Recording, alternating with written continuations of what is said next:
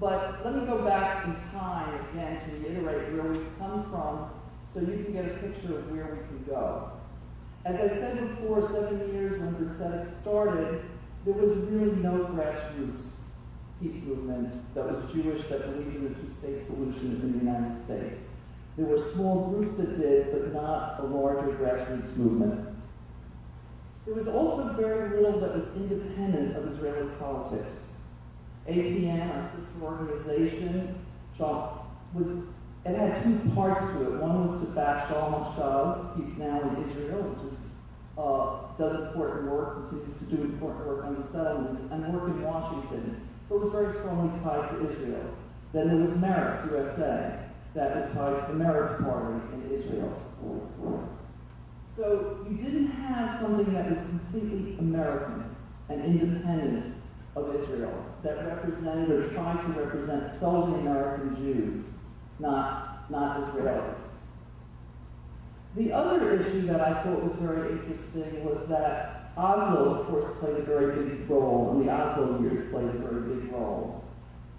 The Oslo years were initiated by Israelis and Palestinians. There were strong movements in the Israeli community that wanted a peace negotiation that finally recognized the existence of a Palestinian state.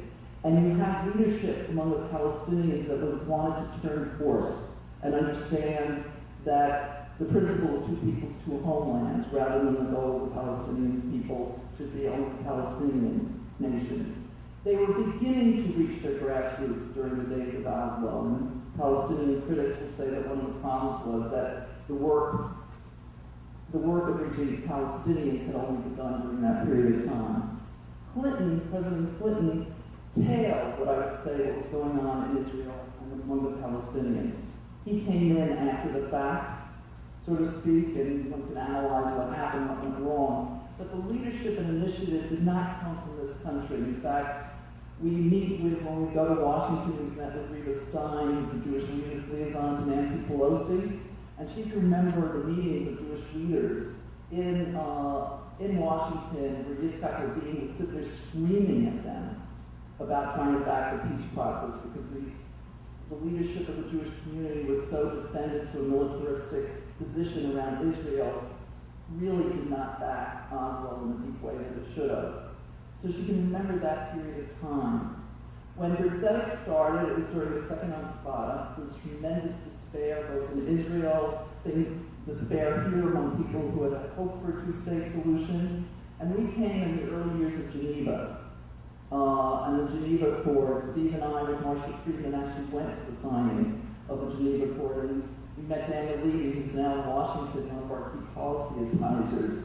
But it was very exciting because there was Israelis and Palestinians outside of government saying we can have what looks like a final status solution. We can solve the major issues that had been so tricky previously. And they said at that point the goal was to develop grassroots movements among Israelis, American Jews, and Palestinians to back this because it was outside of government, not within government. And so we became really the parallel to the Geneva Accords. We had house parties throughout the United States, and Elisa probably still has the records of those, but there were hundreds of house parties in the United States about Geneva where we talked to American Jews because we had decided that we were from the United States, our key constituency were Jews in this country, that if we could win over and organize American Jewry, we were a critical political force affecting American foreign policy. When Geneva didn't happen, and we could go through the history of what happened with Gaza, that's all terribly important, and people can talk about it, we can answer questions. Hi, welcome. Thank you.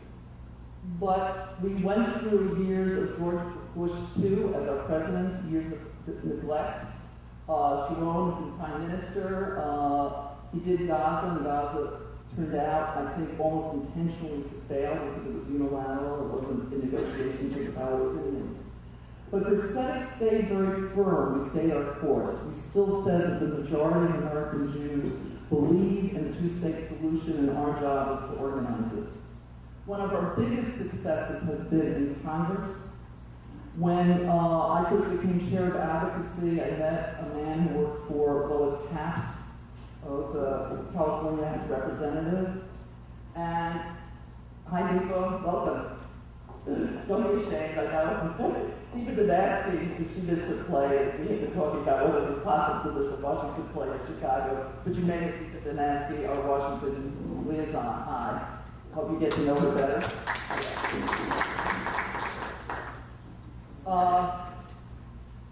Jeremy was about the only one, was about the only one who was doing this work. The senior staff, any resolution that came out in Congress started with him. His boss would get maybe 20 people, at most 30 people, Congress people to sign on with the help of APN. When he left Congress, he said that there had been a shift, a sea change in Congress. We, in Brit Tzedek, when we got a Washington office, worked with APN and IPF and formed a coalition really in Washington, and then worked with you in the grassroots, where you met with Congress people throughout the United States. So by the time, towards the end of the Bush administration, there was a congressional resolution called the Ackerman-Bustani resolution. Ackerman is a Jewish congressperson, somewhat of a centrist. You happen to know my father from New York City. And Bustani, an Arab American. It was the first time that there had ever been a congressional resolution with a Jewish congressperson and an Arab congressperson. It was to back Annapolis, and it had over 100 signatures of congresspeople on it. 135, thank you, David. And a lot of that was because they knew they would not get into political difficulty if they did that. And they did it because there were chapters of Brit Tzedek throughout the United States that back then that got the signatures, as well as with our sister organizations. So there was a sea change that Jeremy said he was pleased to leave Congress at that time because he could see the significant work that was done.